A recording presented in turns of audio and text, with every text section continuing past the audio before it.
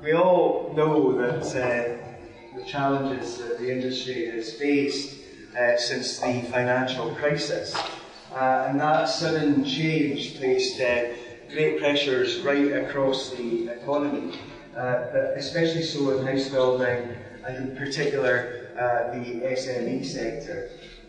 We here lost a lot of people and organisations from the industry in a very short space of time. The Scottish Government did our level best to try and support the industry then, and we continue to support house building and trying to grow the sector now. The Scottish Government's ambition is to ensure that everybody in the country has an affordable quality home to live in that meets their needs. And in March 2016, we launched our More Homes Scotland approach to ensure an increased supply of homes across all tenures. There are 4 strands to this, which looks to support growth and deliver homes right across the country. First of all, we are providing more investment for housing to increase the affordable housing numbers across Scotland. This year we are putting £590 million into that. Last week I had the great pleasure of announcing £1.745 billion of resource planning assumptions for councils, so that they have security over the next 3 years. And that should lead us to hit our target of 50,000 affordable homes, 35,000 of those for social rent during the course of this Parliament, which is, without a doubt, the biggest house building programme in Scotland for decades.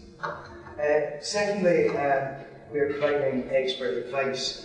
We're working on a central resource to support and advise local authorities on land assembly and compulsory purchase orders to enable housing delivery.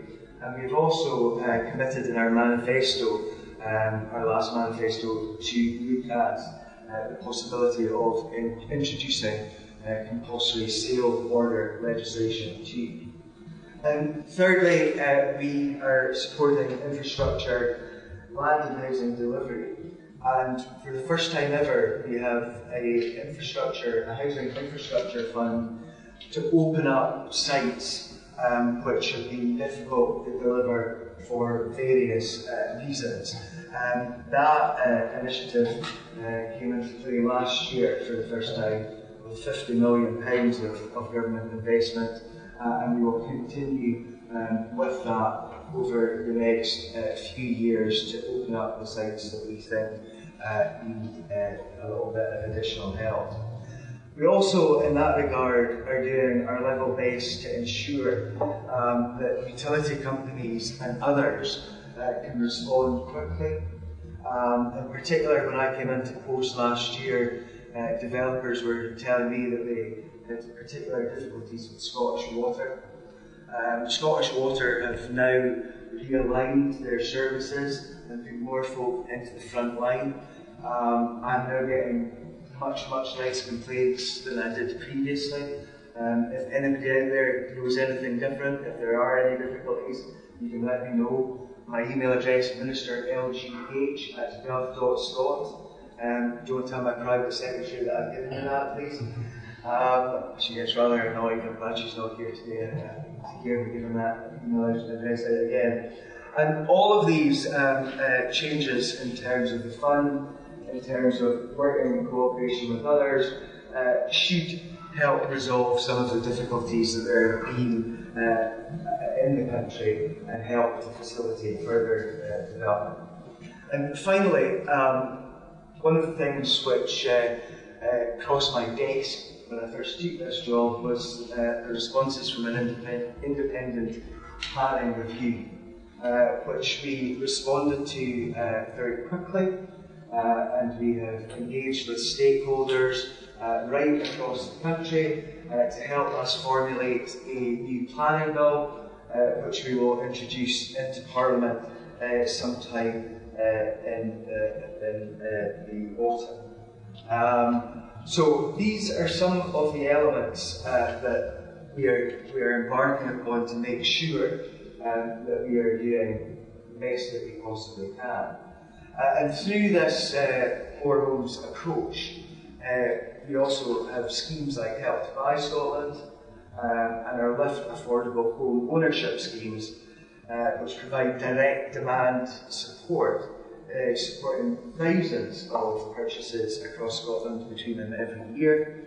And we have deliberately ring-fenced some of that to support smaller developers to ensure that there's a fair crack of the whip. There are some other radical initiatives that we are testing. In Highlands at this moment in time, we're running a pilot, a self-built pilot, which allows people to access funding from government, and they will pay that money back when they get a mortgage once the property is complete. So these kind of initiatives are going on, and if they are successful, we will roll them out further as time goes on. We're now beginning to see some recovery in the housing sector here. We're seeing homes being delivered across Scotland, including, as I've said, for our very ambitious affordable housing supply programme. But as well as that, it is important for me and for the government to ensure that we have that mix of tenure, so we are keen to support where we can private ownership and of course the private rented sector too. It's no secret that there's a real need for more SMEs across the sector. NHBC figures show that the drop in housing output following the crisis was almost completely amongst smaller and medium-sized businesses. The volume developers, the big guys out there, have historically provided about 50% of the new homes in these islands, and after the crisis that share increased, but only really because smaller builders slowed their output. So we must, I think, endeavour to ensure that we put emphasis on getting SMEs back on track here, and we will do what we can to help in that regard. The volume builders were able to weather the storm, and they keep delivering similar numbers of homes. And I'm grateful for that. We still need many more homes. But now that the industry has recovered to a stronger position and is well supported, we need to rebuild the contribution of MSPs to our housing output if we are to get close to delivering the numbers of houses that we still need here in Scotland. This will help the sustainability of the industry, and it will provide opportunities for growth. Remember, the big players in any industry had to start somewhere, and the opportunity is there, and I think, with our support, we can see that sector grow. This is an ambition that we share with many people in the country, and we know that the industry, including bodies like Lend Invest and other potential investors, looking to support new entrants too. And I hope that we can continue to communicate with one another to see where we can collaborate to help in that regard. That's also, I think, where today's event and the role of support to bodies like the Property Development Academy comes in. To encourage startups, we need to be able to point them to expertise and support on the many elements of developing homes, from securing investment, competing for land, making and delivering and selling the homes.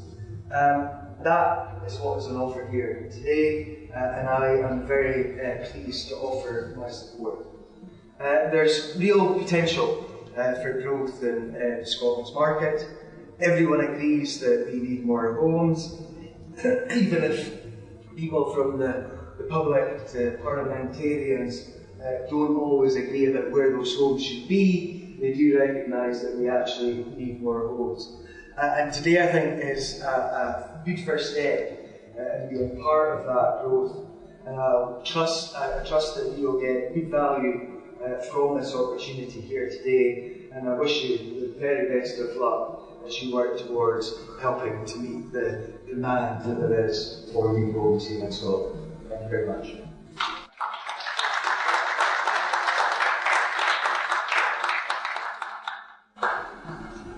Yeah, sure. Just make sure.